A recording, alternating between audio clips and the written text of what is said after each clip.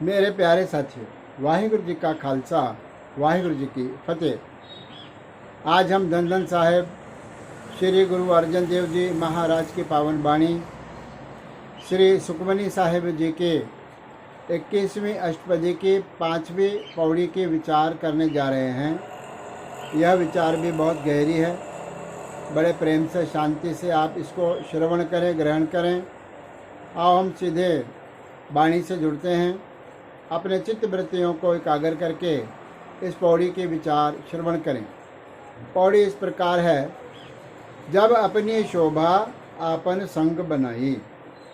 जिस प्रकार, जिस समय, जिस वक्त परमात्मा ने अपनी शोभा, स्वयं की शोभा के अंदर ही आपन संग बनाई, अपने नाल ही वह अपनी शोभा बना के अपने शोभा के साथ ही जब परमात्मा रहते थे, अर्थात जब कुछ और नहीं था, केवल परमात्मा था, परमात्मा के अलावा कुछ नहीं था और परमात्मा शोभा में व्यवस्थित होकर के शोभा के अंदर अवस्थित थे।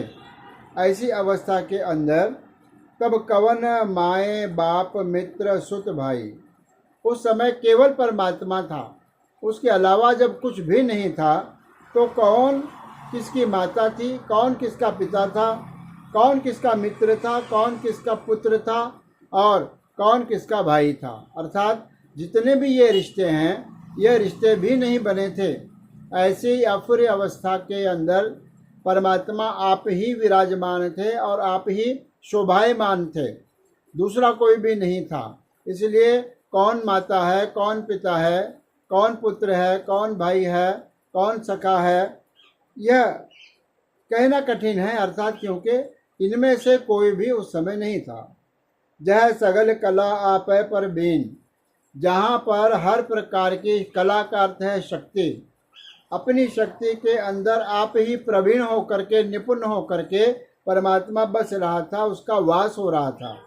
तह वेद कतेब कहाँ को चीन, ना कोई वेद थे, ना शास्त्र थे, ना स्मृतियाँ थी, ना कतेब। कतेब का अर्थ है पश्चिमी जगत के जो धार्मिक पुस्तकें हैं, अंजील है, तौरेत है, कुरान है, बाइबल है इत्यादि जो 4 प्रकार के धार्मिक पुस्तकें थी, उनमें से भी कुछ नहीं था। ना वेद थे, ना पुराण थे, तो को कहाँ को चीन, तो फिर उनको पढ़कर ज्ञान कौन प्राप्त करता था। अर्थात कोई जीव नहीं था, केवल सृष्टि में परमात्मा ही था।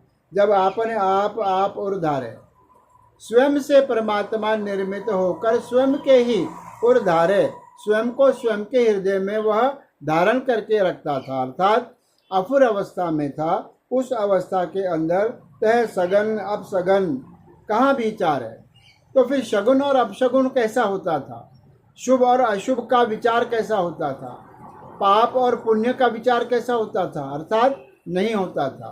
क्योंकि केवल अकाल पुरख परमात्मा, उनका ही अस्तित्व था, किसी और का अस्तित्व नहीं था। सारी ब्रह्मांड, सारी कायनात, जो भी कुछ हमें दिख रहा है, ये यूनिवर्सल जो दिख रहा है, यह भी नहीं था। उस समय केवल अपने आप में स्थित अकाल पुरख परमात्मा थे।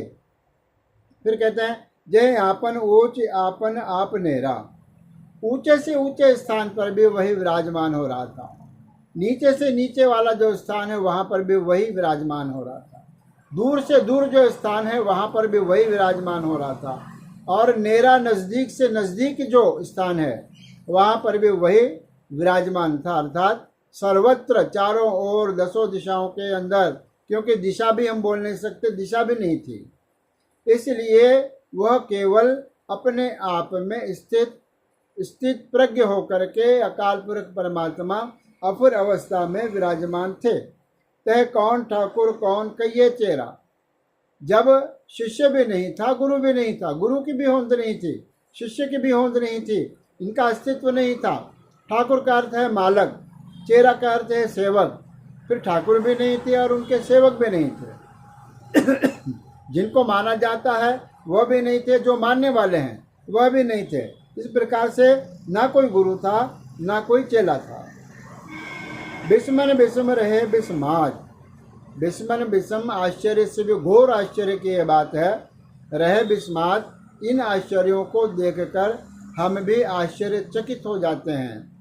यह जब हम पढ़ते हैं सुनते हैं कि ऐसी भी एक अवस्था थी, वह आश्चर्यकारक अवस्था को देख करके पढ़ करके सुन करके आज भी जीव आश्चर्यचकित हो जाता है। रहे विस्माद, आश्चर्य तो आश्चर्य, हैरान हो जाता है। परमात्मा भी जब स्वयं को देखता है वह भी हैरान हो जाता है। अंतिम पंक्ति में कहते हैं, नानक अपनी गत जानो आप। अपनी जो गत है, मर्यादा है, गति है, उस गति को स्वयं परमात्मा जानते हैं और कोई दूसरा नहीं जानता। जितना ऊपर वर्णन आ चुका है, इस वर्णन के अंदर केवल परमात्मा है, दूसरा कोई भी नहीं है। ऐसी सुंदर विचार सदगुरु सच्चे पातशाह महाराज ने हमें बख्शिश की है। अगले पौड़ी के विचार हम परसों करेंगे। आज इतना ही। धन्यवाद।